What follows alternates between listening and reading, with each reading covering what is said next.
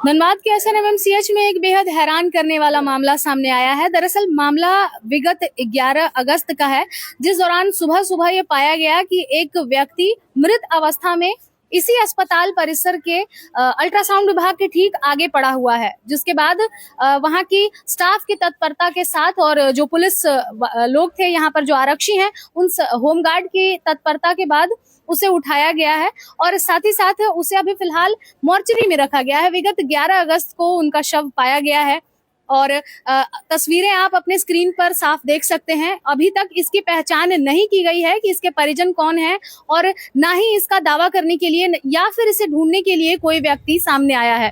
तो बातें अब ये सामने आ रही है कि आखिर इस व्यक्ति के शव के साथ क्या किया जाए, चूंकि अब लगभग 11 से 12 दिन हो चुके हैं और अभी तक इसका कोई दावा करने के लिए कोई नहीं आया है। तो इस वक्त अस्पताल प्रबंधन के लिए भी ये परेशानियां सामने आ रही है कि मॉर्चरी में जो है जगह नहीं होने के कारण और जो शव है वो लगातार खराब हो रहा है, सड़ता जा रहा है। तो उसका पोस्टमार्टम जल्द से जल्द कराया जाए, इसको लेकर के लगातार अस्पताल प्रबंधन प्रयासरत है। लगातार थाने से बातें की जा रही है, लेकिन अभी तक कोई फलाफल नहीं निकल पाया है। तो अंत में परेशान होकर उन्होंने हमारे माध्यम से ये गुजारिश की है उन तमाम परिजनों को, जो भी इस व्यक्ति को पहचानते हैं या फिर आपने कहीं इन्हें देखा है, तो आप अस्पताल आकर जरूर एक बार बात करें और साथ ही साथ इस शव को अपने साथ ले जाएं। अन्यथा अगर कोई दावा नहीं करते हैं तो ये लगभग 5 से 10 दिनों के अंदर में ये शव जो है ये पूरी तरह खराब हो जाएगा और फिर अस्पताल प्रबंधन को कोई उचित स्टेप लेना पड़ेगा। तो पूरे मामले पर हम आपको सीधे सुनाते हैं यहाँ पर मौजूद लोगों ने क्या कुछ कहा है। साथ ही साथ हम आपको सुनाएंगे कि अस्पताल प्रबंधन के जो नोडल पदाधिकारी हैं, साथ ही साथ अस्पताल मैनेजर भी हैं, डॉक्टर CS सुमन, उन्होंने क्या कुछ कहा है। तो ये क्या सूचना मिली थी आपको और ये जो बॉडी है ये कब पाई गई थी? ये 11 अगस्त की घटना है, जब हमको रेडियोलॉजी से फ़ोन आया कि यहाँ एक अज्ञात व्यक्ति का शव मिला है। तो गए, इसके बाद वहाँ से सुपर को फ़ोन करके सुपर को बुलवा के और लाश को हम लोग इमरजेंसी भिजवा दी। सीसीटीवी फुटेज या फिर बाकी चीजों से क्या पता चला था, कैसे वो लड़का वहां पहुंचा? सीसीटीवी फुटेज तो हम लोग देखे नहीं हैं, पर वहाँ के जितने भी कर्मचारी थे और जो सोए हुए थे रात में, वो लोग बता रहे थे कि लड़का घूम रहा था रात में 10-11 बजे तक घूम रहा था। इसके बाद सोए रह गए। अभी कितने दिन हो गए हैं और 11 अगस्त अभी तक तो कुछ उसका खबर भी नहीं आया है, ना उसका कोई परिजन आया है।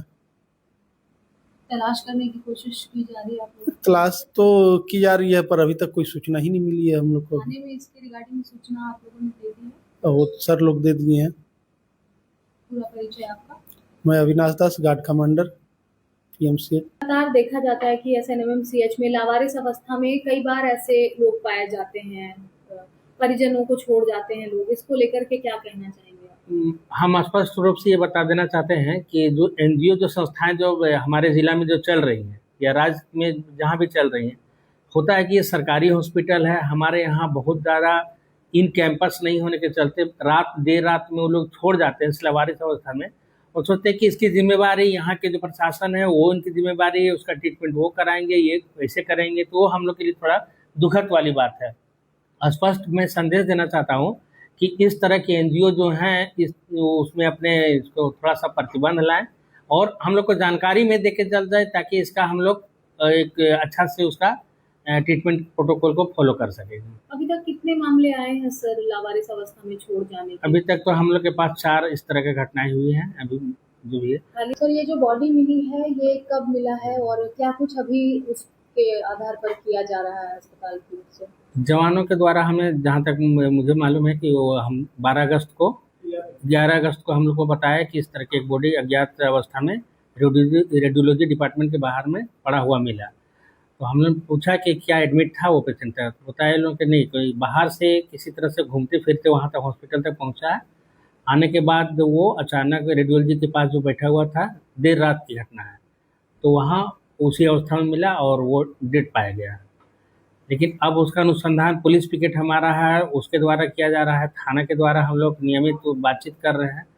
अभी जो वर्तमान परिस्थिति है उसमें हम लोग PRD डिपार्टमेंट से हम लोग बात कर रहे हैं। तो वो बताया कि हमारे पास एक इश्तिहार भेज दीजिए, उसको हम पेपर में प्रसारित करेंगे, उसके द्वारा परिजन को बुलाया जाएगा।